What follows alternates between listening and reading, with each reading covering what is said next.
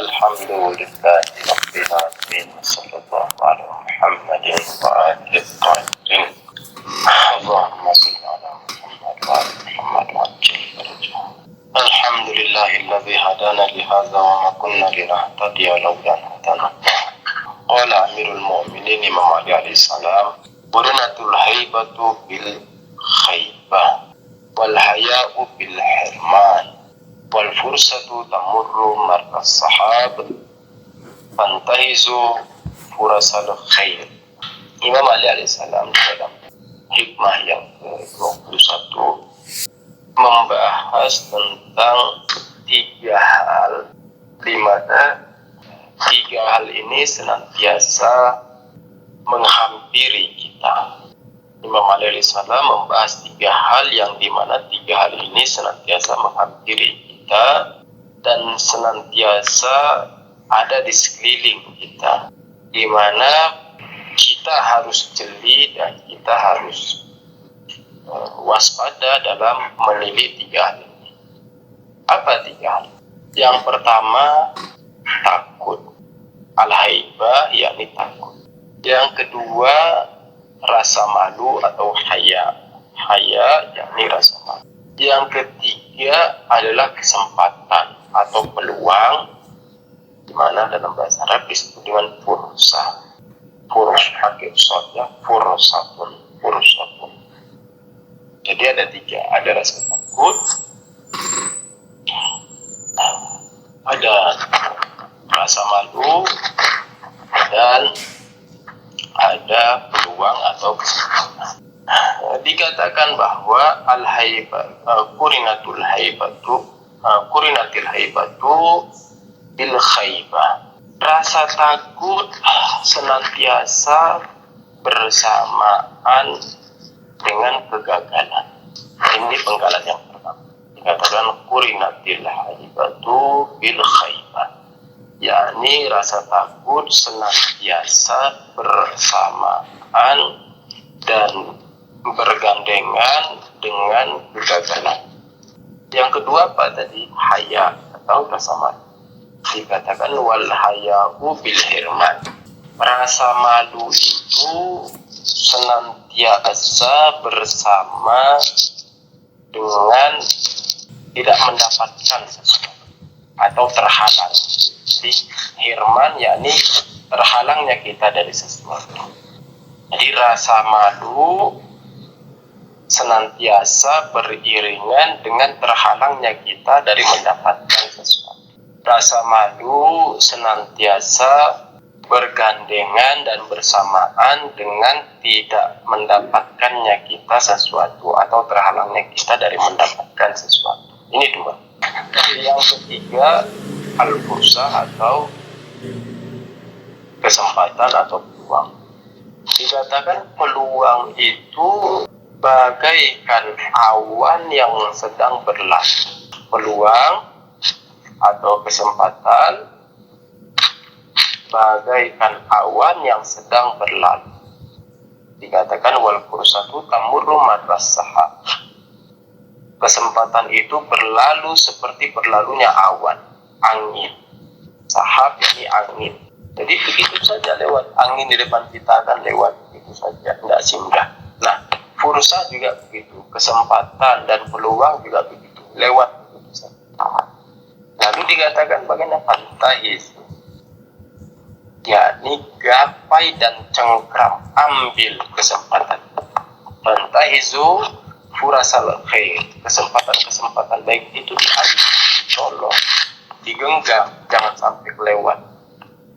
Bagaimana kalau kita melihat air, misalnya kita lagi di pinggir kali, di pinggir sungai, terkadang kita melihat ada buah jatuh, buah jambu atau buah apel atau apa saja kan terkadang lewat di pinggir air. Nah, itu kan kalau kita tidak ambil dia lewat begitu saja. Kita tadi ambil. Tahizu furasal khair. Kesempatan baik itu diambil. Jaga. Oke, ini tiga hal yang akan dibahas di hikmah 21. Kita coba bahas yang bagian pertama ya. Al-haibatu kurinat al-haibatu bil khaibah. Rasa takut itu senantiasa beriringan dengan kegagalan. Dalam bahasa Arab ada beberapa kata yang dipakai di mana bermakna rasa takut. Ada juben. Juben juga bermakna rasa takut. Ada khasyah. Khasyah juga bermakna rasa takut. Ada khauf. Khauf juga bermakna rasa takut. Ada haibah. Haibah juga bermakna rasa takut. Namun masing-masing kata ini memiliki kekhususan tersendiri, yakni salah satu karakteristik di dalam bahasa Arab, sekalipun dia memiliki makna yang sama, namun setiap kata itu sekalipun maknanya sama, misalnya sama-sama takut kan ya, tetapi setiap kata itu memiliki karakteristik tersendiri di mana dia hanya bisa digunakan pada suatu kalimat tertentu. Contoh misalnya khasyat.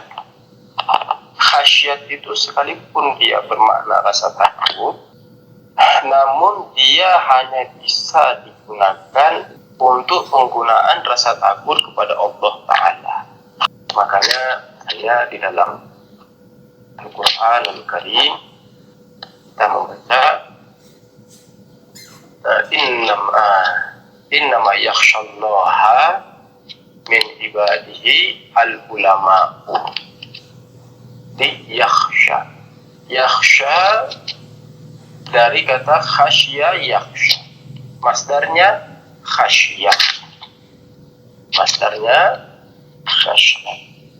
Nah, dia digunakan untuk Tuhan saja. Jadi yang dikatakan innama yakhshallaha min ibadihi al-ulama. Dan ini sesungguhnya yang takut kepada Allah dari hamba-hambanya adalah para ulama saja. Hanya para ulama saja dari hamba-hamba Tuhan yang takut kepada Allah Ta'ala. Nah, khasyat itu dipakai kepada Allah Ta'ala. Jadi nggak dipakai misalnya akhsha min Yusuf misalnya, atau akhsha misalnya Aliyan, aku takut kepada Ali. Enggak. Khasyat itu hanya dipakai untuk takut kepada Allah. Ada juga khauf. Nah, khauf ini bersifat lebih umum. Dia bersifat lebih umum, bisa dipakai ke makhluk, bisa dipakai ke benda, bisa dipakai ke hewan. Misalnya kita mengatakan aku takut kepada anjing, atau misalnya aku takut kepada singa. Misalnya kita katakan aku takut kepada singa, dalam bahasanya khiftu min asadin. Ya, aku takut kepada singa. Jadi bisa dipakai. Nah, ada lagi haibah. Haibah ini juga rasa takut. Namun rasa takut yang timbul dikarenakan wibawa dan dikarenakan keperkasaan atau kekesatriaannya orang lain. Contoh misalnya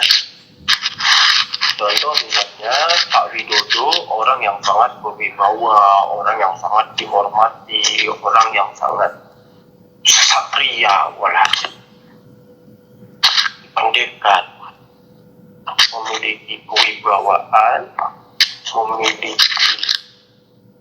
istilahnya, kalau kita melihat itu seperti apa sih ya, semacam memiliki aura. Nah, dikatakan itu ketika misalnya kita takut, dikatakan itu haibat. Itu disebut dengan haibat. Misalnya dikatakan itu min Pak Dodo. Yakni aku takut dari Pak Dodo, tapi takutnya itu bukan karena yang lain, bukan melainkan karena Pak Widodo itu memiliki jiwa kekesatriaan, istilahnya kewibawaan, memiliki suatu kebesaran. Dikatakan kurinat al-haibatu bil khaybah. Dikatakan rasa takut yang seperti ini, rasa takut yang mana? Yakni rasa takut yang dikarenakan kewibawaan dan kebesaran dari orang yang di depan. Nah, dikatakan rasa takut yang seperti ini selalu berserta dan bergandengan dengan, sebenarnya tidak semua rasa takut itu buruk. Ini satu kata kunci ya. Ini satu kata kunci yang perlu dipegang teguh. Buat tidak semua rasa takut kita harus membagi. Ada rasa takut yang baik, yang justru semestinya setiap mukmin memilikinya. Dan ada pula rasa takut yang buruk, yang tidak semestinya seorang mukmin tersifati dengan hal ini. Mullah Ahmad Naroki, salah seorang ulama besar Syiah, ulama faqih dan arif, di dalam kitabnya Mi'rajus Sa'adah, di situ beliau membagi rasa takut itu ada dua. Ada rasa takut yang buruk dan ada rasa takut yang baik. Nah, rasa takut yang buruk itu gimana? Nah, jadi biar kita mengetahui jika kita takutnya kita ini baik atau buruk, kita harus punya kunci, kita harus punya plat dasar, kita harus punya timbangan dasar sehingga kita bisa mengukur ketika saya takut ini takutnya baik atau buruk. Salah satu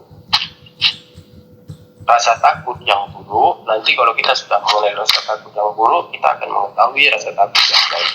Jadi kita kenali saja rasa takut yang buruk, dengan sendirinya kita akan mengenali rasa takut yang baik. Kenapa? Karena sesuatu itu saya kenali dari Surah Syekh di Asdad, Surah Al-Asya di Asdad. Sesuatu itu dikenali dari jadi rasa takut ada dua, rasa takut yang baik dan rasa takut yang buruk. Nah, rasa takut yang buruk itu gimana sih standarnya itu gimana? Salah satu rasa takut yang buruk adalah takut kepada hal-hal yang sudah pasti. Contoh, takut terhadap kematian. Kematian itu kan hal yang pasti. Kullu nafsin, a'udzubillahi minasyaitonir rajim, kullu nafsin za'iqatul maut. Kan gitu. Segala yang bernyawa pasti akan mati. Jadi tidak perlu ditakuti sesuatu yang sudah pasti, itu tidak perlu ditakuti. Atau misalnya apa? Misalnya tentang kiamat. Kiamat itu hal yang pasti terjadi, tidak perlu ditakuti. Apalagi yang sudah pasti terjadi. Yang sudah pasti terjadi kalau misalnya Anda mau bilang kalau misalnya orang sakit terus tidak minum obat pasti mati, tapi belum tentu matinya. Maksudnya iya.